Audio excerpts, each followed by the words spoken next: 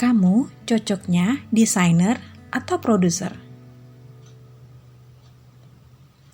Halo Sobat Kreatif, welcome back to my channel.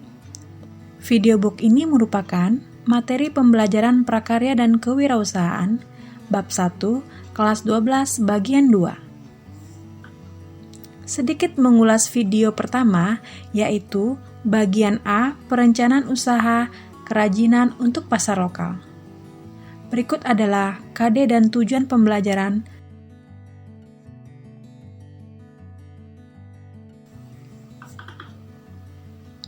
Pada video bagian pertama, saya sudah memaparkan tentang terjadinya pasar.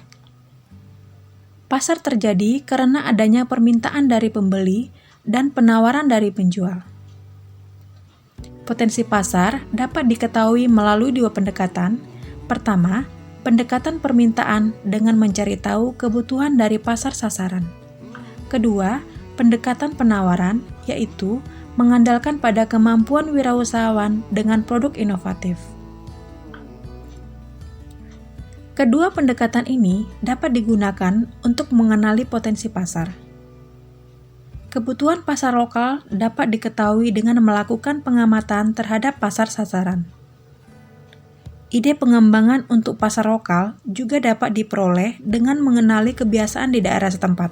Sumber daya usaha yang dibutuhkan untuk wirausaha kerajinan adalah bahan baku atau material, teknik dan alat serta keterampilan. Wirausaha kerajinan untuk pasar lokal dapat dimulai dengan melihat potensi bahan baku, potensi keterampilan yang ada di daerah tersebut. Misalnya, teknik ukir, teknik sambung, teknik anyam, dan teknik jahit. Sedangkan ide produk didasari beberapa faktor pertimbangan, yaitu fungsi produk, penggunaan produk, material, teknik pembuatan, nilai estetis, dan harga jual. Pada video book bagian 2 ini, saya ingin menjelaskan tentang perancangan dan produksi kerajinan untuk pasar lokal.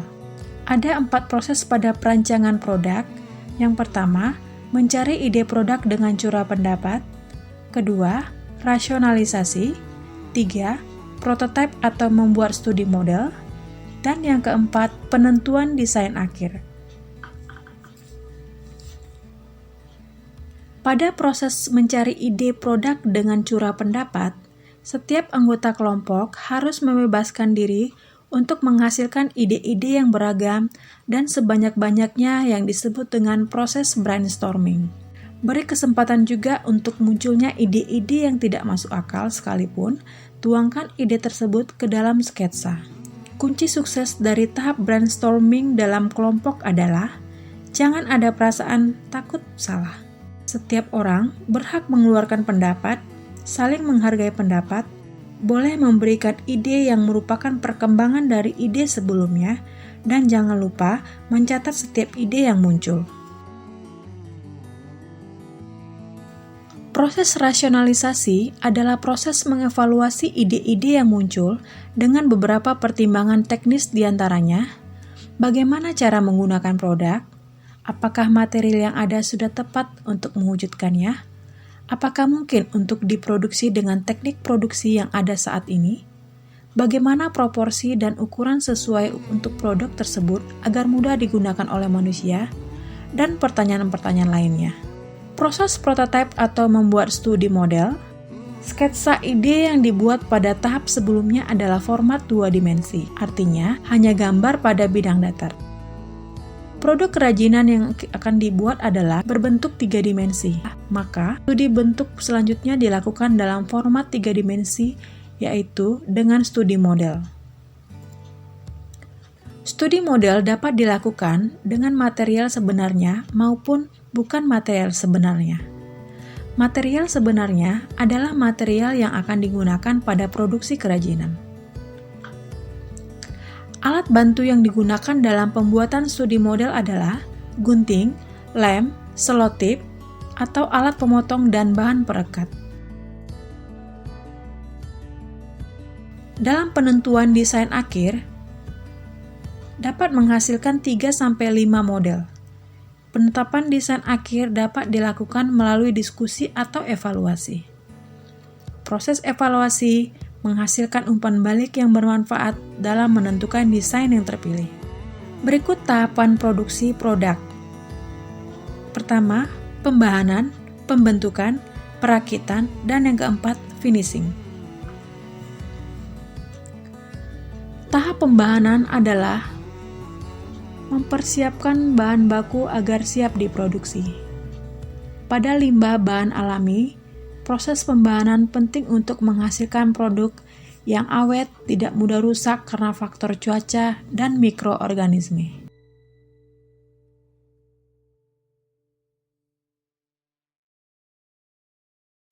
Pembentukan bahan baku bergantung pada jenis material, bentuk dasar material, dan bentuk produk yang akan dibuat. Secara umum, material pada dapat dikelompokkan menjadi material solid dan tidak solid, atau lembaran dan serat. Material solid seperti logam, kaca, plastik, atau kayu dapat dibentuk dengan cara potong, pahat, sesuai dengan bentuk yang diinginkan. Material solid juga dapat disusun dan direkatkan dengan bantuan lem. Material berupa lembaran atau serat dapat dibentuk dengan cara digunting sesuai bentuk yang diinginkan, dianyam atau dirangkai, dan direkatkan dengan bantuan lem.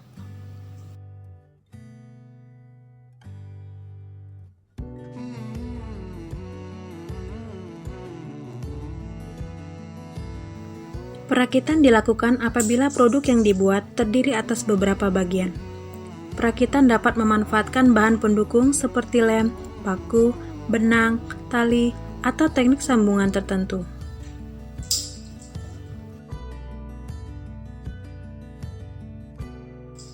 Tahapan terakhir finishing dapat berupa penghalusan dan atau pelapisan permukaan. Penghalusan yang dilakukan diantaranya penghalusan permukaan kayu dengan amplas atau menghilangkan lem yang tersisa pada permukaan produk. Finishing dapat juga berupa pelapisan permukaan atau pewarnaan agar produk yang dibuat lebih awet dan lebih menarik. Berikutnya, metode produksi dan keselamatan kerja. Produksi dapat dilakukan dengan dua metode, yaitu metode produksi tradisional, di mana satu orang melakukan setiap tahapan produksi, dan metode produksi modern, satu orang hanya melakukan satu tahap produksi. Kelancaran produksi kerja juga ditentukan oleh cara kerja yang memperhatikan K3 atau kesehatan dan keselamatan kerja. Proses pembahanan dan pembentukan menghasilkan sisa potongan atau debu yang dapat melukai bagian tubuh pekerjanya. Maka, dibutuhkan alat keselamatan kerja berupa kacamata pelindung dan masker. Pada proses pembahanan dan finishing, apabila menggunakan bahan kimia yang dapat berbahaya bagi kulit dan pernapasan, maka pekerja harus menggunakan sarung tangan dan masker. Selain alat keselamatan kerja yang tak kalah penting adalah sikap kerja yang rapi, hati-hati, teliti, dan penuh konsentrasi. Kemasan juga merupakan bagian penting dalam kerajinan untuk pasar lokal, yang berfungsi untuk melindungi produk dari debu dan kotoran dan memberikan kemudahan distribusi. Ada 3 jenis kemasan.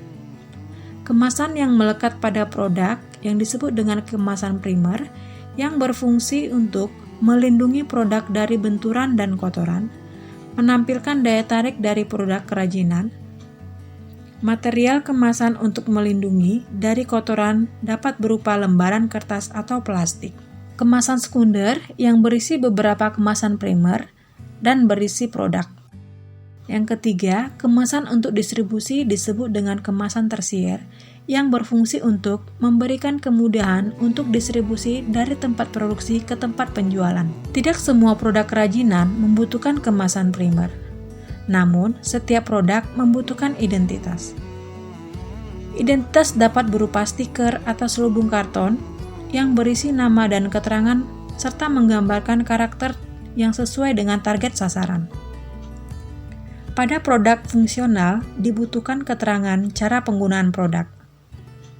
Keterangan cara penggunaan produk ini dapat dituliskan atau digambarkan pada label. Nah, sekarang tiba saatnya kita melakukan perancangan dan produksi produk untuk pasar lokal dengan memperhatikan tahap-tahap yang sudah saya sampaikan pada video ini. Sekian dan selamat berkarya.